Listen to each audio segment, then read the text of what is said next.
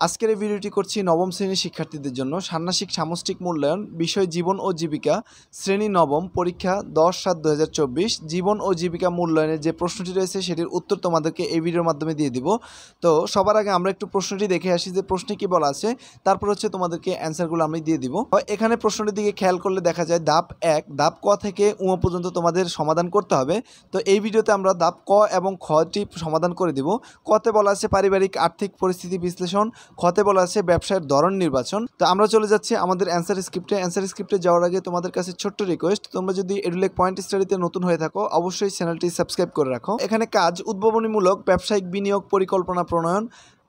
প্রথম পরিবারের জন্য ব্যবসা নির্বাচন। ধাপ ক পারিবারিক আর্থিক পরিস্থিতি বিশ্লেষণ। দেখো এই পারিবারিক আর্থিক পরিস্থিতি বিশ্লেষণটা আমি একটা ছকের মাধ্যমে দিয়ে দিয়েছি, তোমরা এরকম করে সুন্দর করে ছক আকারে তোমরা কিন্তু দিয়ে দিবে। এখানে দেওয়া আছে ক্রম, মূল খাত, উপখাত, বাজেট। ক্রম হচ্ছে 1 নম্বর খাদ্য, খাদ্যের উপখাতের মধ্যে খাদ্যের মধ্যে রয়েছে চাল, ডাল, তেল, মাংস। তারপর রয়েছে ফলমূল, তারপর রয়েছে নাস্তা। দেখো চাল, ডাল, তেল, মাংসের জন্য তোমাদের বাজেট হয়েছে 6000 টাকা, ফলমূলের জন্য 2000 টাকা, নাস্তার জন্য 1000 টাকা। 2 নম্বরে হচ্ছে বস্ত্র, হচ্ছে নতুন কাপড় লন্ডি, কাপড় সেলাই। নতুন কাপড়ের জন্য 3000 টাকা, কাপড় লন্ডি 1000 টাকা, কাপড় সেলাই 500 টাকা। 3 নম্বর হচ্ছে বাসস্থানের মধ্যে রয়েছে বাসা ভাড়া, ঘরের খরচ।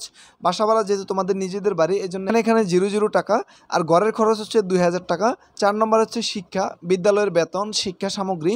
তো বিদ্যালয়ের বেতন হচ্ছে এখানে 1000 টাকা, শিক্ষা সামগ্রী হচ্ছে 500 টাকা। তো এখানে এই যে মোট বাজেটটা যদি যোগ করা হয় তাহলে মোট 17000 টাকা। তো তোমরা কিন্তু এভাবে তোমরা অ্যান্সার করে দিয়ে আসবে। 2 নম্বরে বলা আছে পরিবারের আর্থিক অপচয় রোধে কি কি পরিকল্পনা গ্রহণ করা যেতে পারে। সমাধান, 1 নম্বর হচ্ছে যাতায়াত, কাছাকাছি দূরত্বে যাতায়াতের সময় হেঁটে যাব তাহলে কিছু টাকা সাশ্রয় হবে।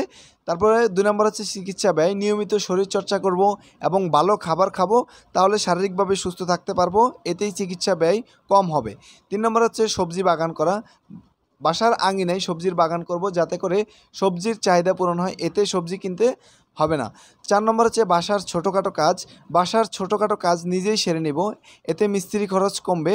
3 নম্বর হচ্ছে নিজের সক্ষমতা অনুযায়ী অর্থ সংশ্লিষ্ট যেসব কাজের দায়িত্ব গ্রহণ করেছে তার তালিকা তৈরি করো। 1 নম্বর হচ্ছে পরিবারের বর্তমান আর্থিক অবস্থা বিশ্লেষণ। 2 নম্বর হচ্ছে বিনিয়োগের ফলাফল মূল্যায়ন। 3 নম্বর হচ্ছে পরিবারের বর্তমান আর্থিক অবস্থা বিশ্লেষণ। 4 নম্বর হচ্ছে বিনিয়োগের লক্ষ্য ও উদ্দেশ্য নির্ধারণ। ধাপ খ ব্যবসায়ের ধরন নির্বাচন। উদ্ভাবনীমূলক ব্যবসার নাম হলো কাপড়ের ব্যবসা। আমি এখানে একটি নমুনা ব্যবসা দিয়ে দিয়েছি, তোমরা যে কোনো ব্যবসার নাম লিখতে পারো। উদ্বোধনীমূলক ব্যবসার নাম হলো কাপড়ের ব্যবসা। তো এই ব্যবসাটি একটি দীর্ঘমেয়াদী ব্যবসা হবে।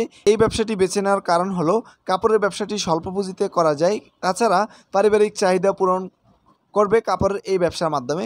তো এই হচ্ছে আমাদের ক এবং খয়ের যে উত্তরটি রয়েছে সেই উত্তরটি কিন্তু তোমরা দেখে নিলে আশা করছি তোমরা বুঝতে কোনো অসুবিধা হয়নি। তো